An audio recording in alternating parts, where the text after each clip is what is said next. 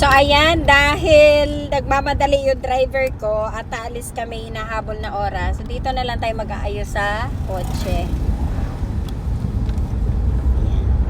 At totoo lang, hindi naman talaga ako pala makeup at hindi nga ako marunong mag-makeup. Ano daw? Sayang, tato. Mga hayop kayo. Nasigaw na yun. Ayan.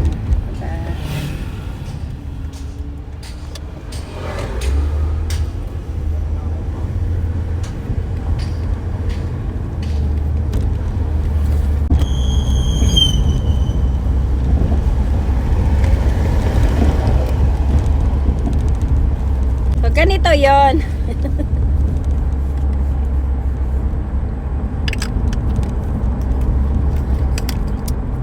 Tapos, sunod ay, ganun lang ako kasimple mag-ayos. Yan. Yan.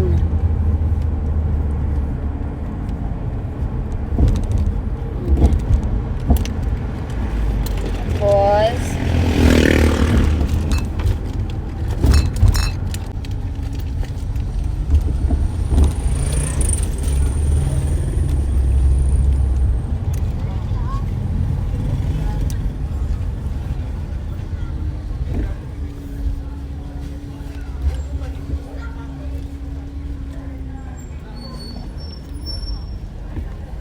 bili ako ng gamot.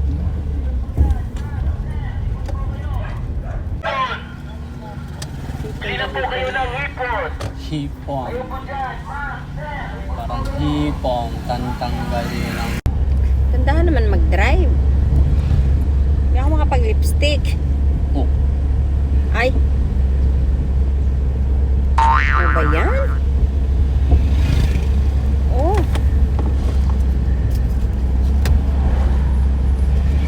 Ano tayo matatapos? Tatapos din yan.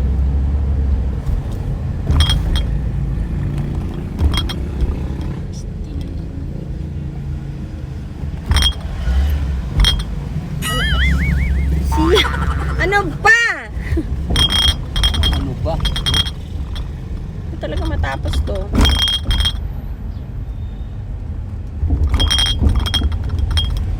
Tayo. Oh! Hala. Yung driver ko. May daan sa luba. Oh, dadaan ako, dadaan sa taas. Alam mo naman, puro lubak-lubak dito.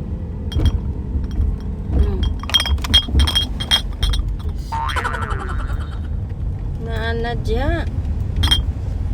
Bilisan na ate. Sabi naman.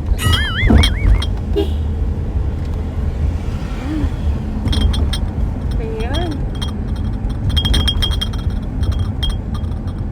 Diba? Ganito yung mangyayari sa inyo pag kayo ay may driver na laging nagmamadali. So, kailangan mag-makeup sa sasakyan tapos ganito yung nangyayari, yung lipstick.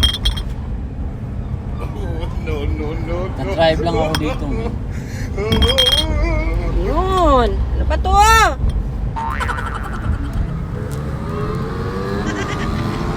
Ano nangyari sa muso ko?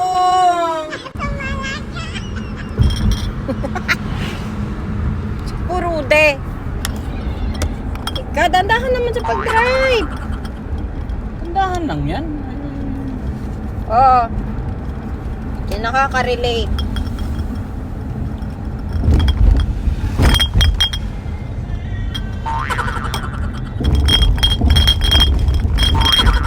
Tayo magagawa mi. Sisihin mo tong kalsada. Yun. Hype na yan.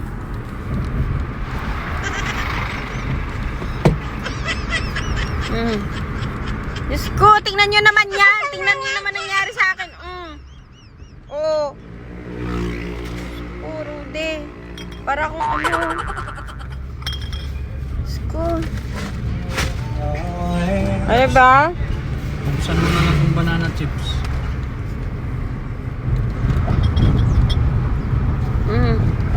Kalat-kalat na yung ano ng lipstick. Diba?